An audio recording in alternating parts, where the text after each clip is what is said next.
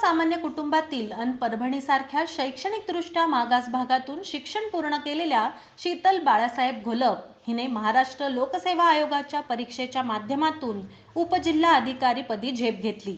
येथील वसंतराव नाईक मराठवाडा कृषी विद्यापीठातील कृषी सहाय्यक बाळासाहेब घोलप यांची कन्या शीतल हिचे कृषी सारथी कॉलनीतील गांधी विद्यालयात प्राथमिक आणि माध्यमिक शिक्षण झालं।